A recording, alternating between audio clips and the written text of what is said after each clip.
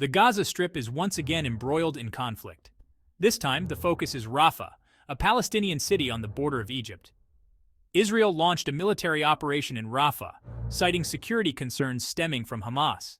The operation has resulted in civilian casualties and displacement, drawing international attention and concern. The situation in Rafah is a stark reminder of the volatile nature of the Israeli-Palestinian conflict.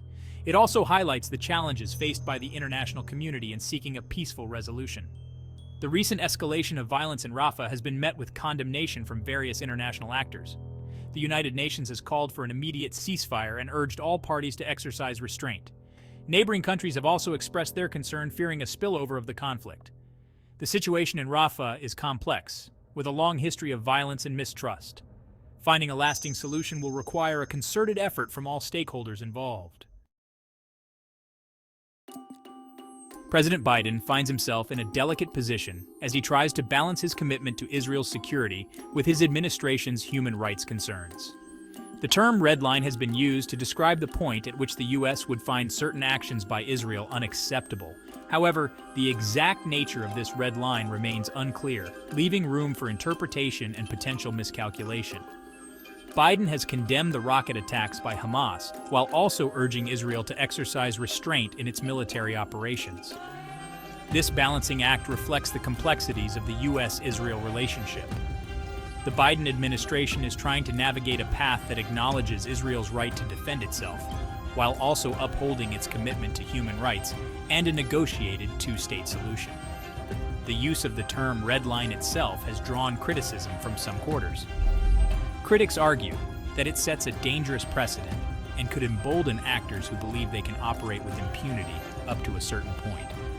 The Biden administration will need to tread carefully in its dealings with the Israeli-Palestinian conflict, as any misstep could have far-reaching consequences. The Biden administration is facing growing pressure from both Democrats and Republicans over its handling of the Israel-Palestinian conflict. Progressive Democrats have been vocal in their criticism of Israel's military actions in Rafah, calling for a reassessment of U.S. military aid to Israel. They argue that the U.S. should use its leverage to push for a more equitable approach to the conflict. On the other side of the aisle, Republicans have largely defended Israel's right to defend itself and have criticized the Biden administration for not taking a stronger stance in support of Israel. They argue that the administration's emphasis on human rights is emboldening Hamas and undermining Israel's security. This partisan divide over Israel is nothing new, but the current situation in Rafah has brought it to the forefront of American politics. The international community has also expressed concern over the situation in Rafah. The UN Security Council has held multiple emergency meetings to discuss the crisis, but no concrete action has been taken due to divisions among its permanent members. The Arab League has condemned Israel's actions and called for an end to the violence. The international community is grappling with how to respond to the ongoing crisis in a way that addresses the immediate humanitarian needs while also working towards a long-term solution. Section 4, the 2024 election, navigating a divided electorate. The escalating crisis in Rafah has thrown a wrench into Biden's 2024 re-election campaign. The sensitive situation requires a deft diplomatic touch, and any misstep could alienate key voting blocs. The Jewish vote, traditionally a strong base for Democrats, is being courted by both parties. Biden's actions in the coming weeks will be scrutinized for any perceived bias. Adding to the complexity, the progressive wing of the Democratic Party is becoming increasingly vocal in its criticism of Israel. This puts Biden in a difficult position, forcing him to balance his party's base with the need to maintain strong ties with Israel. The 2024 election is still more than a year away, but the situation in Rafah is already playing a significant role in shaping the political landscape. The Republican Party, eager to capitalize on any perceived weakness, has been quick to criticize Biden's handling of the crisis. They accuse him of being weak on foreign policy and of not standing strong enough with Israel.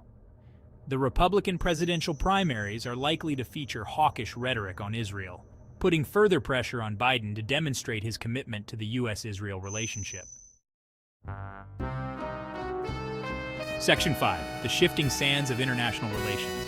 The crisis in Rafah is unfolding against a backdrop of shifting global power dynamics. The rise of China, the resurgence of Russia, and the increasing assertiveness of regional powers have created a more complex and unpredictable international environment. The US is no longer the sole superpower, and its ability to shape events is being challenged. In this context, the situation in Rafah represents a test of US leadership. The Biden administration is seeking to rebuild alliances and reassert American influence on the world stage. However, the crisis in Rafah highlights the limits of US power. The US cannot impose a solution on the Israeli-Palestinian conflict. The crisis also underscores the importance of multilateralism and diplomacy. The US cannot address these challenges alone. It needs to work with allies and partners to find peaceful solutions to global conflicts. The situation in Rafah is a reminder that the international order is fragile and that maintaining peace and stability requires constant effort and cooperation.